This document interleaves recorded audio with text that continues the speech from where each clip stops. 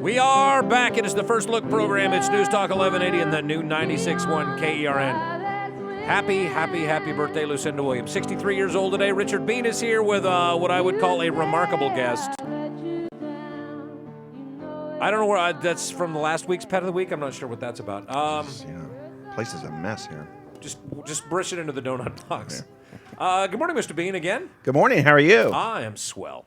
Yeah, I've got a really special guest who happens to be a friend of mine, and we have some hobbies in common, but it's Thomas Morgan, who is Deputy County Counsel, correct? David Yes. Price corrected me on that. I called you assistant, and he said you were the deputy.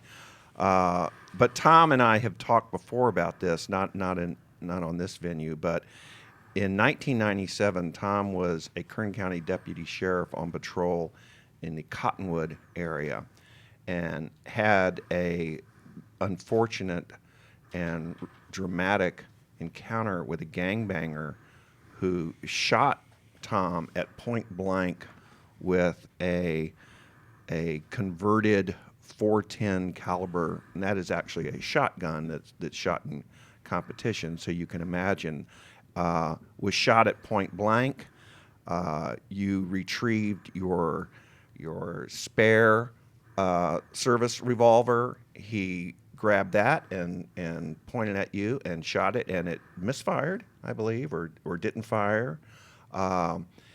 This led to you're lucky that you survived, and you're lucky that you're not in a wheelchair, and that you're now you're riding 300 miles a week. You've really committed yourself to fitness. After that, you went back, you got your law degree, you have been a deputy county counsel for Kern County since then.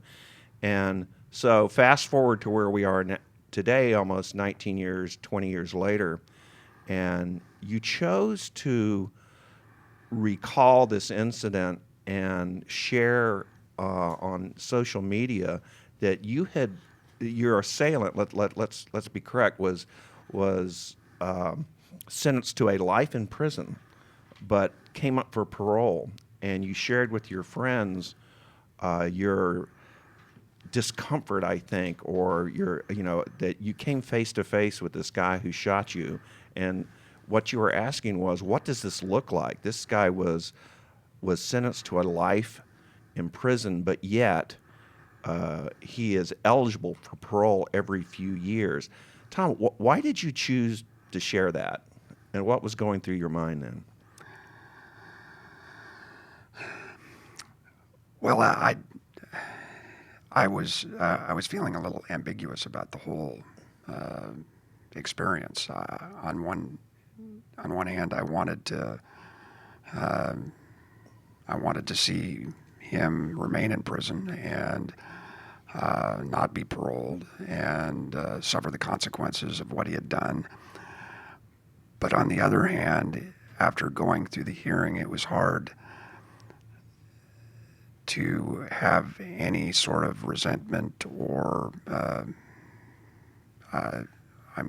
nothing even approximating hate towards Samuels.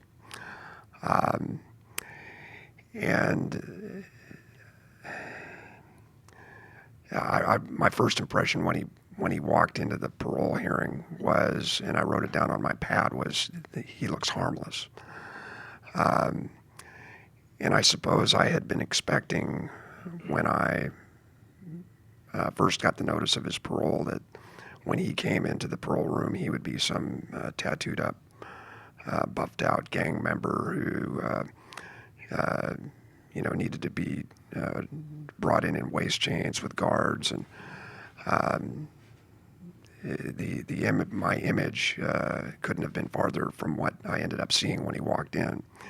He was basically a 34-year-old, overweight,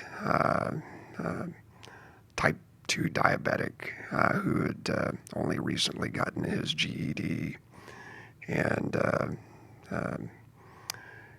he seemed the farthest thing from threatening. And I remember back at the time of the trial, of course, he didn't seem particularly threatening at the time he testified at the hearing, but it was hard to escape the incident had happened so soon at the time, before the time of the trial, that of course I didn't have any ambiguity at all about what I felt for him or what he had done. But with the passage of time and just living my life and like most of us, the memories faded, the anger, the hurt, the injuries healed. And I just found it very difficult to feel any animosity towards him when he was sitting in the hearing room. And it just struck me that this was something that might touch a chord in some people that had been victims of crimes or new victims of crimes. And so I thought I'd just put something out there on social media and see what kind of response I got. Well, it almost sounds like you have pity for him. Is that too strong a word? I don't think so. I remember that one of my impressions of the parole hearing was that it was an exceptionally well-run hearing by the commissioner and deputy commissioner. And one of the things they do is that they go through the inmate's past history. They go through his history prior to his arrest, prior to his conviction, then his history while in prison.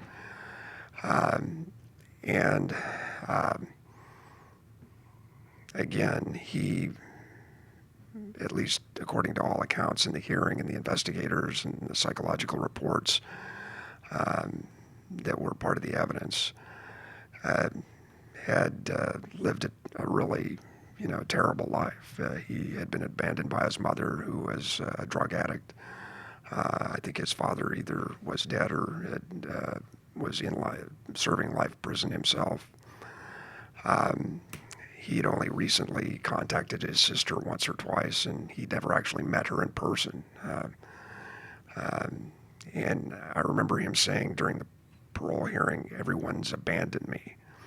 I'm all alone." And that just seemed especially poignant, that he was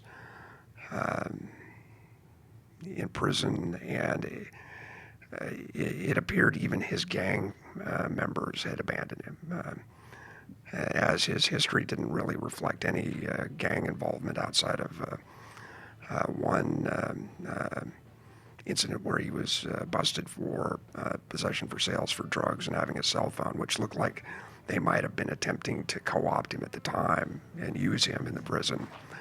But he was quickly caught and punished, and he had no other real disciplinary marks on his record.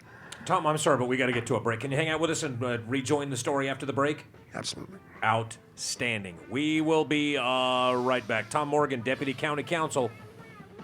I don't think a lot of people could gin up any sympathy, pity for a person who shot them, but he found a way to do that.